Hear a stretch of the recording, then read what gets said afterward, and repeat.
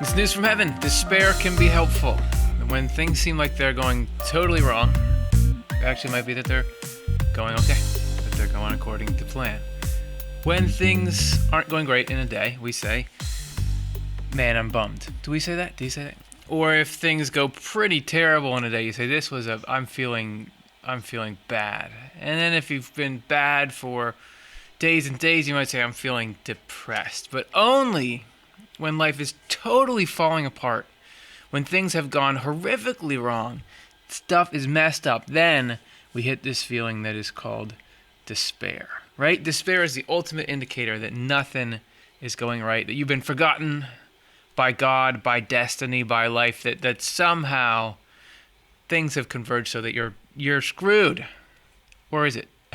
Could it be that despair is part of the natural life cycle? Because we're kind of always in this, the clouds in your mind are constantly trying to get you as low as possible. If you would normally be, decently happy, they want to get you mildly agitated. If you would normally be just getting by, they want you to be struggling. And if you would normally be barely making it, they want you to feel like you can't make it. But once in a while, it seems like they can really push us even below that.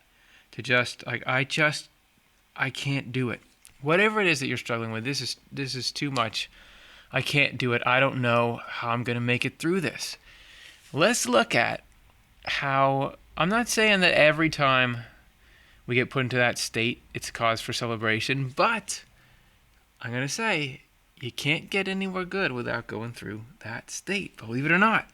This is from Secrets of Heaven. Well, let's just see I don't know. Don't say believe it. Let's just read through it and see what it's talking about. I would like to be educated as well, because despair sure does seem like something I would love to avoid at all costs. Convince me, Swedenborg, why I've got to take occasional day trips to despair. Take those people who attribute everything to their own prudence and little or nothing to divine providence. Oh, who are these people we're talking about? Well, that would be, if you want to untangle this Swedenborgianese here, attributing everything to their own prudence and little or nothing to divine providence. Your own prudence is your brain. This is your ability to think through, well, how's my life going? It's my own prudence. My own prudence is getting it done. Well, because why? Because I think about threats that are coming in and I plan for those things and I calculate and I change my behaviors and I think about probabilities and I'm trying to not have bad stuff happen and have good stuff happen. I'm trying to arrange my life so things will go well. That's what my prudence is. Why is everybody where they are? Well, it's because of how well they manage things, right? Isn't that what everybody believes? If a problem arises in our lives, who's got to solve it? We do. That's what it is to attribute everything to your own prudence. If you got out of a bad situation, you say, well, I got myself out of there. That's what your own prudence is. Sure, you get help from people, but you're the one in charge, right? That's what it is. So who's that? Come on, hands up. Alone in front of your phone, hands up.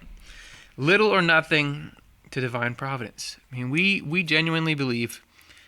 If we're looking out at the elements of our lives, just these squiggly shapes, picture these as the things you feel responsible for, or the things you're facing, the totality of what you've got in life. You've got to manage this, right? What percentage do we think God, not as some weird abstraction or somebody who takes care of the whole but not the particulars, is actually acutely aware of every particular? So your state of your job, the state of your mind, the state of your family, the state of your health, the state of your memories or some particular issue, that God is actually acutely managing that. And if we were to zoom in closer, that we think, but who cares about this stuff, right? Who's really like, sure, you're God, you see everything, you got business to attend to up and around here and all over the place. You got a million other people out here. You got person X, person Y. Who really cares?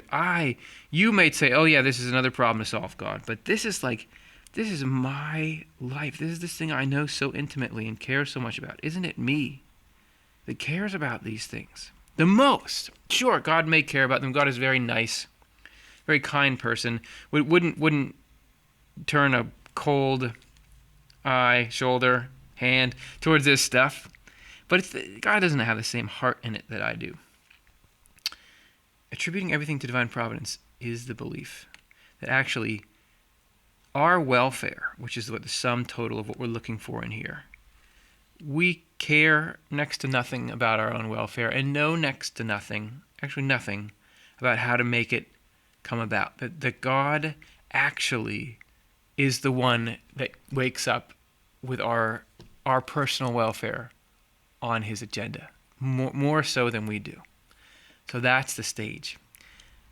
Wouldn't it be great? Okay, well, I promise we will eventually read more than one sentence, but not yet. Wouldn't it be great to believe that God, who, by the way, all power, all intelligence, all wisdom, the ultimate go-getter, good doer, this is exactly who you would want to. Think about if you're renovating your house. We will read another sentence. Just wait, just calm down. Think about if you were going to have your house renovated. And think about if you were not the kind of person who's good at interior design, not the kind of person who's super handy. And let's say you're like, okay, we're going to get the whole house redone. Would you rather like scratch your head and look through catalogs and try to figure out what do I do here and how do I, or would you want to say, look, there's an international architect from like Italy who's the best in the business and this best building company, they're going to come in, talk to you, or they know because they've studied you your whole life with your data. I know this is a weird metaphor. They've studied you your whole life with all your data. They know exactly what you want. And they're going to do it on this level. You could never, of course, you would want expertise taking care of all the fragile, complex parts of you. Wouldn't it be great to think that God is actually doing that with every little bit of everything that we're going through, that exists in our life? Take that burden off of me. You're going to take this project on, this fixer-upper of me? Wouldn't that be great to believe? It's true. It's what's really happening. Right? Well, wouldn't that be great to have confidence in that? That's what it is to believe in divine providence. So that's the prize. That's the goal that we're getting to. It would be worth just about anything to get there, right? So how do we get there and why? Okay, sentence number 2. Even if thousands of reasons are produced to prove that divine providence is universal, but universal because it exists in every least thing and that not even a hair falls from the head, that is, nothing, however small, exists that has not been foreseen and that has not been provided accordingly. Wow, good thing this sentence is huge. Their state of thought regarding their own prudence would remain unaltered, except for the brief moment when they feel convinced by such arguments. So I'll raise you one. I will raise you one. Nothing, however small. So with all this universal and every least thing, that means you can't just say God's in charge of everything and he's not in charge of your coffee mug. God is in every particular. It's not that God has delegated some things and it checks up on them once in a while. God is in every, and coffee mug is silly, but if we were going to say your care for your children, or your desire to be seen in a certain way, or your confusion about a certain part of you, that there's nothing too small. Even stuff that doesn't really come to the surface for us. All that stuff is not just known, but has been foreseen and provided accordingly. That God has got not just a plan for you, but a plan for every little thing in between. Okay? So that's pretty great. And it's really impossible to believe because it seems exactly like you're just doing your stuff in your own life. You're alone in the walls of your head. Even if we got, so that all of us, I would say, but he's mentioning people who believe in their own prudence. I think it's pretty much all of us.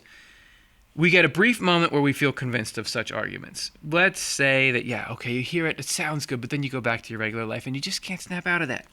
Indeed, if the same matter were proved to them by actual experiences, they would, while witnessing or taking part in such experiences, acknowledge the truth of it. But after a short while, they would revert to their previous outlook. I thought if God would just come and just pull back the curtain for a second and say, look, I am taking care of everything, then I would know and I'd be free of that. I'd go forward fearlessly in life with great joy. in everything that I did. But Swedenborg is saying, and he saw this happen not just with people, but with spirits, that you can be shown the truth, but you very quickly, was that really true? You forget it. You forget it or you deny it. Why? Because there's something in us that actively is blocking that embracing of that truth. And nothing that's not embraced out of freedom and love stays with us. So there's something in us that's in the way of us being happy. Well, that's dumb. Let's get it out of there. Such experiences have a fleeting effect on people's thought, but not on their affection. Because it changes our mind, but it doesn't change our heart. It doesn't change what we care about in life, what we love, what we want. And unless the affection is broken down, the thought remains in its same state as before. For the thought receives its conviction and its life from the affection. So we've got certain things, good and bad in us, that make up what we care about, right? There's our heart. It's a little bit jaggy because it might be good, it might be bad. This could be something like, yeah, you care about things in your life. You also care about yourself. You care about being better. You love it when people compliment you above other people. You love it when things turn out well for you. You love it when your enemies, things turn out poorly for them. You like getting revenge. In little ways, of course we do. And there is a level at which we don't want to acknowledge dependence on God because that would diminish our opinion of ourselves because we're proud of like what we can do. I know probably some of you are saying like, I would give that up, but it's so rooted, it's so the core, it's hard to give that up because it's like what makes up our life initially, but we can get there. And the negative, so ego-based stuff that we have in us is keeping our minds hostage. Because if you think of this as the mind, as a brain, you can learn all kinds of things, new input can come in here, but the brain, the heart comes in and says, what are you doing here? No. We need to arrange things so that this, what I love, remains true.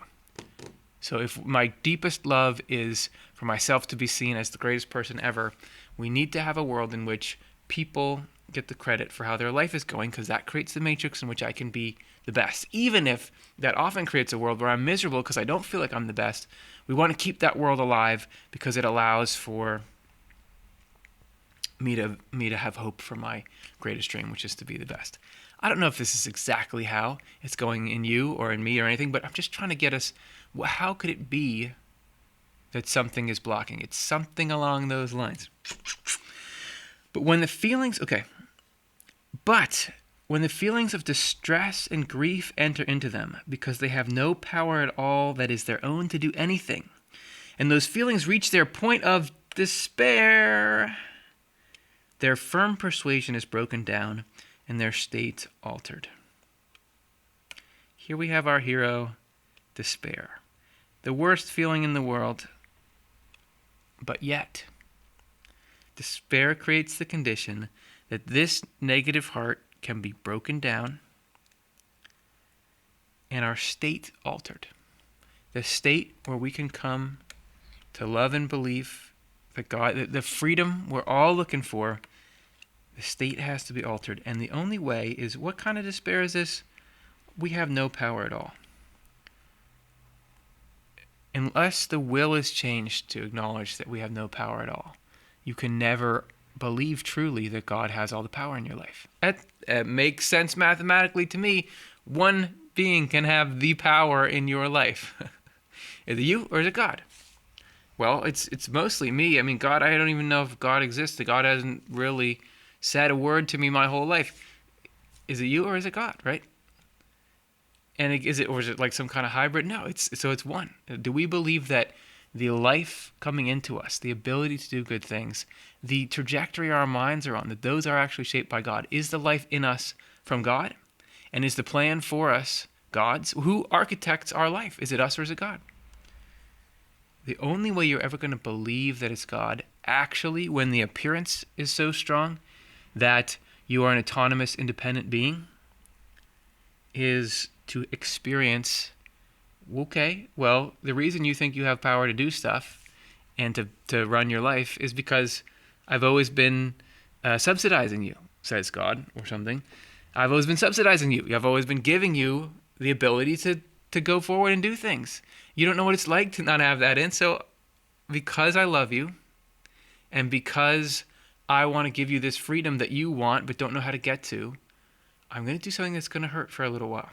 Because I'm going to pull back a little bit on my aid, and you're going to start to just feel a little bit of, not totally, but a hint of what it's like on your own. What it would, and it's just a theoretical possibility because you can never actually be on your own. God doesn't ever leave anyone. But I'm just got to show you that it's not you. And so God pulls back, and whatever chaos is unfolding in our lives, bringing us down into this feeling of despair, like this is too much. I am hitting bottom here. That's when the persuasion is broken down and the state altered. In this case, they can be brought to a conviction that they have, not just to an idea that fleets in and feels good for a minute, then goes to a conviction that they have no power that is their own to do anything. And that all power, prudence, intelligence, and wisdom originate in the Lord. That every good idea we've ever had, every ability to execute it, even the ability to move your body when you're gesticulating, when you're talking, that is in the moment coming from God into us. That we are not originating that stuff. And that conviction that we have no power to do on our own, to do anything, that all this stuff sources from the Lord, that is the first step to happiness. And listen, just put on hold for a second the question of what does that make me if we're something. I know this is the next question, people. We are something, okay? Right now, you're under siege. You've got the dark clouds, right, trying to drag you down into a place where you'll despair and die, right? We got to get you out of there, okay? Listen, God is not trying to rob you. God is trying to help you. That's from Gandalf in the Lord of the Rings. He's trying to help you. And you know what? Sorry, I just was watching Lord of the Rings. Have you ever seen it? It's good. Gandalf, oh, come on. I'm talking to you about spirits and stuff. I can't talk to you about fantasy wizards. Gandalf is a wizard, okay? And he's wise, and he knows that there's this problem. There's a ring that a little guy has, and that ring is going to corrupt him and cause all kinds of problems. It's going to actually kill him eventually. But the little guy really loves that ring, okay? He loves that ring, and he wants to keep it for himself. And Gandalf is like, come on, just put it down. And the little guy, whose name is Bilbo, says, no, I don't want to put it down. I don't want to put it down. And so Gandalf has to, in the movie, get scary for a second. And he puffs up. He looks like menacing. And he says, don't take me for a conjurer of cheap tricks. He scares him. And then at the end of it, he says, I'm not trying to rob you. I'm trying to help you. And that scares Bilbo enough that he's like, okay, I'll put it down. Because while Bilbo feels like, don't take this ring from me, and we feel like, don't take this, I'm self-glory, whatever the potential is, don't take this from me. Gandalf knows, look, that's going to kill you, and you'll be happy without it. But you won't give it to me unless I scare you a bit, because that's just the nature of the psyche. So the despair is us being scared a bit, let go of that ring, and suddenly feel the freedom of heaven. And because the ring, man, okay, someday I'll do a whole show about Lord of the Rings. The ring is what makes it so all the bad guys can find and attack whoever has the ring, and more than that. But just like all these dark clouds, all of hell, it's because we're holding on to this self, ego, love. That's how they get all their access to us. So as we let go of that, this is how the dark clouds suddenly don't have any power. This is how you graduate from this news of heaven screen that we're always doing here. All right. News from heaven. Did I say news of heaven? I sound like someone who doesn't know what this show is all about. The same is true of people who believe that their faith is self-derived and their good self-derived. So it's not all just one kind of person. It's not just all about power. But even if you think, oh, I have great faith, look at me, or I have great spiritual principles, or I have great intellect, or that I'm a really good person, it's awesome to be doing that. It's awesome to know that stuff. But the more you think it's coming from you, rather than from God, the more that gives hell access to you. Let a further example illustrate the matter. Take those who have become firmly persuaded that once they have been made righteous, no evil resides with them any longer. So I got religion, I'm not evil, but has been completely wiped away and destroyed, and thus that they are pure. Thousands of arguments could be used to make it clear that nothing is wiped away or destroyed, but that those people are withheld from evil and maintained in good by the Lord, who from the life of good which they have led in the world are such that they can be withheld from evil and maintained in good by him. So we bring the same thing to morality. Even angels are only angels because God is holding them back. There's a humility that comes if you think, look at that person over there who fell into some kind of evil. Man, I would never do that. We would on our own. And again, that's a whole other discussion, but Swedenborg says we have the tendency that, yeah, we would on our own. In addition to these arguments, they could be convinced from experiences that they themselves are nothing but evil. Oh, man. That on our own, we would just, we have all the cravings of evil in us. And if we were just left without God's goodness, you couldn't help diving into that stuff because it feels good. Indeed, that they are nothing but utter filthy masses of evil. I'm going to get a shirt that says that. It's good. It's good. Don't feel guilty about it. It's good. We're not trying to rob you. Okay? We're not trying to rob you. We're trying to help. But in spite of all those arguments and experiences, they would still not depart from their opinion and belief. But when they are brought into a particular state in order that they may perceive hell within themselves, and perceiving this so clearly as to despair of the possibility of their own salvation, that firm persuasion is for the first time broken down, and with it their pride and contempt for all others in comparison with themselves, and also their arrogant assumption that they are the only ones who are saved. Wow! This is a whole different one. It's a whole different category. Because, sure, powerlessness, I need God, but this is to say, if you're sitting there saying, look at me, I'm good, the rest of the world can go to hell because they're evil, the experience of seeing, wow, I would fall so deeply into everything I criticize other people for. It's I have those tendencies just like everyone else, and those would totally overwhelm me. I don't know how I'm ever going to get out of this. I'm in hell, and I just don't know if I can get out. And to see that without the Lord pulling those strings up, that I would just be gone. I would be depraved. Okay, even saying that to me, right now, am I really? Do I have that? Although I could, I could see it. But that experience leading to the despair of the possibility of their own salvation, what does it do? The persuasion is broken down. Oh, with it, their pride. So we get rid of that pride. The pride is the ring. The pride is what keeps you away. And their contempt for all others in comparison with themselves. If you have that, which we do, you just at some level think that person is just not as great as I am on whatever level. You can never be happy because you don't love people then. And if you don't love people, you're not happy. Also, their arrogant assumption that they are the only ones who are saved. Get that out of here too. They can now be brought into a true confession of faith, not merely to the confession that all good comes from the Lord, but also that all things exist because of his mercy. And at length they can be brought into humility of heart before the Lord, the existence of which is impossible without acknowledgement of what they are in themselves. They never could have got there. From this it is now evident why those who are being reformed or becoming spiritual are brought into the state of vastation or desolation dealt with in the verses previous to this, and how, when experiencing this state, even to the point of despair, they for the first time receive comfort and help from the Lord. New kind of comfort and help. Now we see things as they really are. It's going to hurt for a minute, but then you're going to be free, because that life that we had before, the life of, oh, look at that, everyone else is not as good as me, I want to be better than everyone, whatever your particular things are, that's not life. It's misery. Sometimes it feels good. A lot of the time it feels bad because it allows your head weather to criticize you and make you fearful over what you have and might lose, and you hurt yourself and others, and it's not happiness. Being freed of that, and being successively more and more freed of that as we go through these difficult stages in life, that's when we get actual comfort.